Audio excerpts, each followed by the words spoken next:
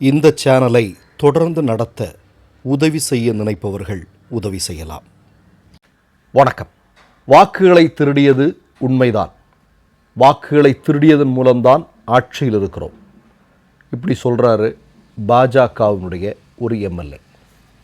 அதாவது வாக்கு திருட்டு அப்படிங்கிறது ஒன்றும் நடக்கவே இல்லை அப்படின்னு பாஜகவும் தேர்தல் ஆணையமும் சொல்லி கொண்டிருக்கக்கூடிய இந்த நேரத்தில், ஆமாங்க, வாக்குகளை திருடித்தான் நாங்கள் ஆட்சி பொறுப்பிற்கு வந்திருக்கிறோம், நாங்கள் அதை செய்திருக்கிறோம் அப்படிங்கிறதுக்கான ஆதாரத்தை பாஜக எம்எல்ஏவே இந்திய மக்களுக்கு முன்னால் சொல்லியிருக்கிறார் என்றால், இந்த இடத்துல நமக்கு ஒரு கேள்வி இருக்கிறது. தேர்தல் ஆணையம் கலைக்கப்பட வேண்டுமா? மோடியும் அமித்ஷாவும் போலியாக பெற்ற வெற்றி எப்படி அதை தள்ளுபடி செய்வது? இவர்கள் ஆட்சியில் தொடர்வது நியாயமா? யார் இவர்களுக்கு எதிராக முடிவெடுக்கப் போகிறார்கள்? இப்படிங்கிற கேள்வியை பல கோடி இந்திய மக்கள் இன்றைக்கு கேட்க துவங்கியிருக்கிறார்கள்.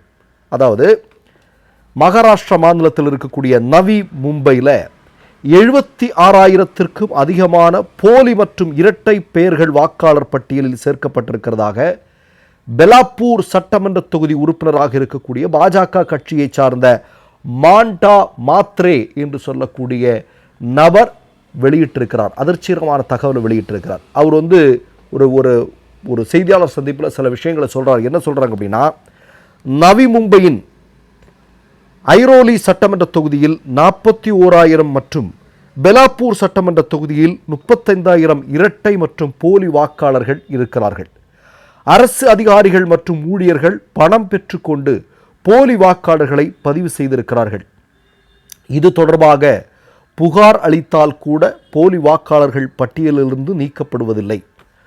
போலி வாக்காளர்கள் சேர்ப்பால் நேர்மையான வேட்பாளர்கள் பாதிக்கப்படுகிறார்கள். இது ஜனநாயகத்திற்கு நேர்ந்த மிகப்பெரிய அவமானமாகும். தான் போட்டியிட்ட தேர்தலுக்கு முன்பும் இதுபோன்ற போலி வாக்காளர்களை தேர்தல் ஆணையத்திடம் சமர்ப்பித்தும் வாக்காளர் பட்டியலிலிருந்து நீக்கப்படவில்லை என்று சொல்கிறார். அதாவது இவர் சொல்கிறத பார்த்தா இன்னைக்கு நேற்றைக்கு இல்லை, பல வருடங்களாகவே இன்றைக்கு தேர்தலில் வாக்கு திருட்டு அப்படிங்கிறது தொடர்ந்து நடைபெற்று கொண்டிருக்கிறது. போலி வாக்காளர்களை சேர்ப்பது, தகுதியான வாக்காளர்களை நீக்கம் செய்வது, இதை தொடர்ந்து செய்து கொண்டிருக்கிறார்கள். தேர்தல் ஆணையத்தின் மூலமாக இது செய்து கொண்டிருக்கிறார்கள்.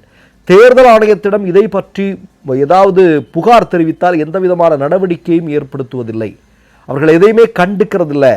அதனால் உண்மையாகவே வெற்றி பெற வேண்டியவர்கள் எல்லாம் தோல்வியடைந்து கொண்டிருக்கிறார்கள். ஜனநாயகம் மிகப்பெரிய ஆபத்தில் இருக்குது. இதை பாஜகவினுடைய எம்எல்ஏவே இன்றைக்கு சொல்லி இருக்கிறார் என்றால், மோடியை பார்த்து அமித்ஷாவை பார்த்து இந்திய மக்கள் கேட்கிறார்கள், இன்னமும் வாய் மூடி என்ன பயன்? இதற்கு பதில் சொல்லுங்கள். தேர்தல் ஆணையத்தை பார்த்து கேட்கிறார்கள், நீங்கள் பதில் சொல்லுங்கள். பதில் சொல்லணும் இல்லையா? நான் என்ன கேட்குறேன், நிறைய பேர் கேட்கலாம், என்னப்பா தேர்தல் ஆணையம் பண்ணுற தப்புக்கு மோடி அமித்ஷாவை பற்றி கிட்டெல்லாம் ஏப்பா மோடி அமித்ஷா கிட்டெல்லாம் போகிறேன் அப்படின்னு கேட்கலாம். ஏன்? மோடி அமித்ஷாவும் பாஜகவும் வெற்றி பெறுவதற்கு தானே தேர்தல் ஆணையம் இந்த மாதிரியான வேலைகளை செஞ்சுக்கிட்டு இருக்கு. அப்போ யாருக்கிட்ட? அப்போ அவர்கள் உடந்தையாகத்தான் இருக்கிறார்கள். உடந்தையாக இருப்பதற்கான பல காரணங்கள், பல்வேறு ஆதாரங்கள் இருக்கிறது இல்லையா? இரவோடு இரவாக சட்ட மாற்றம் செய்யப்பட்டது இல்லையா? இந்தியாவினுடைய உச்சநீதிமன்றம் சொன்ன விஷயத்தை தாண்டி இல்லை தேர்தல் ஆணையரை இப்படித்தான் நாங்கள் தேர்வு செய்வோன்னு கொண்டு வந்தது. தேர்தல் ஆணையர் என்ன பித்தலாட்டங்களில் ஈடுபட்டாலும் அவர்களை தண்டிக்க முடியாதுன்னு சட்டம் இயற்றியது.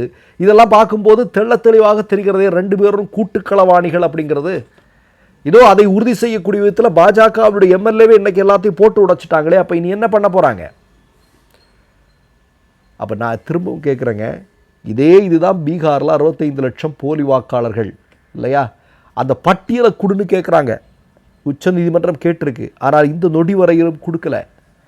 எலெக்ஷன் நடக்க போகுது 6ஆம் தேதி, 2 கட்டமாக தேர்தல் நடக்க போகுது. மோடியும் பாஜகவும் அங்கே படுதோல்வியை சந்திக்கும் என்று சொல்கிறார்கள். ஆனால் தேர்தல் ஆணையம் இவர்களை போலியாக வெற்றி பெறச் செய்வதற்கான எல்லா ஏற்பாடுகளையும் இங்கே செஞ்சிட்டு இருக்காங்க அப்படிங்கிறதும் இன்னைக்கு செய்தியாக வந்து கொண்டிருக்கிறது. அப்போ இதை யார் தடுக்கிறது? யார் கேள்வி கேட்கறது? யார்? இந்த நடைமுறையே மிகப்பெரிய சிக்கலாக இருக்கு இல்லையா? இல்லை, இதுவரைக்கும் நான் பார்க்குறேன், மோடி ஆட்சி பொறுப்பிற்கு வர்றதுக்கு முன்னாடி வரையிலும் இவ்வளோ பெரிய குற்றச்சாட்டு தேர்தல் ஆணையத்தின் மீது யாராவது முன்வைத்ததுண்டா? சின்ன இப்போ ஒருத்தன் போய் கள்ள ஓட்டு போட்டான் அப்படின்லாம் நம்ம கேள்விப்பட்டிருக்கிறோம், செய்தி வந்திருக்கு, இதெல்லாம் நடந்திருக்கு. அப்போ இந்த வாக்களிக்கக்கூடிய இடங்கள் சூறையாடப்பட்டது, வாக்கு பெட்டியை திருடிட்டு போயிட்டான், ஒரு பெட்டி 2 பெட்டி திருடிட்டு போயிட்டான்லாம் கேட்டிருக்கிறோம். ஆனால் ஒட்டுமொத்தமாக இந்தியாவில் இருக்கக்கூடிய பெரும்பாலான மக்களுடைய வாக்குகள் திருடப்படுவது, தகுதியற்றவர்களை வாக்கு போடுவதற்காக வாய்ப்புகளை ஏற்படுத்தி கொடுப்பது, ஒரே ஆளுக்கு 2 ஓட்டு, இந்த மாதிரியான பெரும் பித்தலாட்டங்கள் இதற்கு முன்னால் இந்தியாவில் அரங்கேறி இருக்கிறதா? இல்லை. அது எப்போது அரங்கேறி இருக்கிறது? மோடி ஆட்சி பொறுப்பிற்கு வந்ததற்கு பிறகு, மோடியால் நியமிக்கப்பட்ட தேர்தல் ஆணையர்கள் வந்ததற்கு பிறகு இந்தியாவில் இப்படிப்பட்ட சம்பவங்கள் அரங்கேறி கொண்டிருக்கிறது.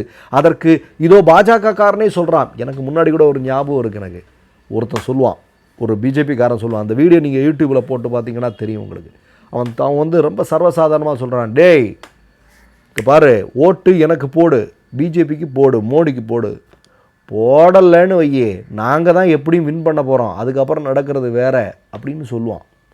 நீ ஓட்டு எங்களுக்கு போடு, போடலானாலும் நாங்கள் தான்டா வின் பண்ண போகிறோம், ஆனால் வின் பண்ணி வந்ததுக்கப்புறம் என்ன நடக்குது பாருன்னு பகிரங்கமாக மிரட்டக்கூடிய ஒரு பாஜகக்காரருடைய வீடியோ இன்றைக்கி சமூக வலைதளங்களில் இருக்குது. நீங்கள் பார்த்தீங்கன்னா தெரியும்னு நினைக்கிறேன் நான். அப்போது மீண்டும் மீண்டும் நம்ம கேட்க வேண்டியது, இந்திய மக்கள் அனைவரும் யார்கிட்ட கேட்கணும்? தெரியல, நமக்கு தெரியல, எல்லாரும் கேட்கணும், கண்டிப்பாக கேட்டாகணும். இந்த வாக்கு திருட்டை எப்படி தடுப்பது? வாக்கு திருட்டின் மூலம் வெற்றி பெற்றவர்களுடைய வெற்றியை எப்படி இல்லாமல் செய்வது? இவர்களை தண்டிப்பது யார்? இனி இப்படி நடக்காமல் இருக்கிறதுக்கு என்ன பண்ணுறது?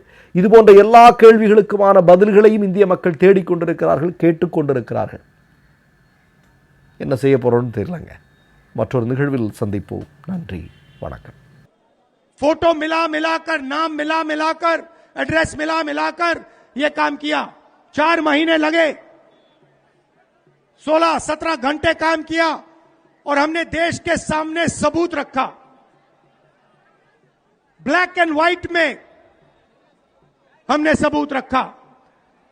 बिहार के युवाओं को मैं कहना चाहता हूं, ये बिल्कुल सही बात है। देखिए, वोट चोरी का मतलब अधिकार की चोरी, वोट चोरी का मतलब आरक्षण की चोरी, वोट चोरी का मतलब रोजगार की चोरी, वोट चोरी का मतलब शिक्षा की चोरी, वोट चोरी का मतलब लोकतंत्र की चोरी, वोट चोरी का मतलब युवाओं के भविष्य की चोरी। ये सिर्फ वोट नहीं ले रहे हैं, ये आपकी जमीन, आपका राशन कार्ड, सब कुछ उठा ले जाएंगे, अदानी अंबानी को दे देंगे। 3 யூடியூப் சேனல்கள் வியாபாரத்திற்கு இருக்கிறது. தேவைப்படுபவர்கள் இந்த எண்ணுக்கு தொடர்பு கொள்ளுங்கள்.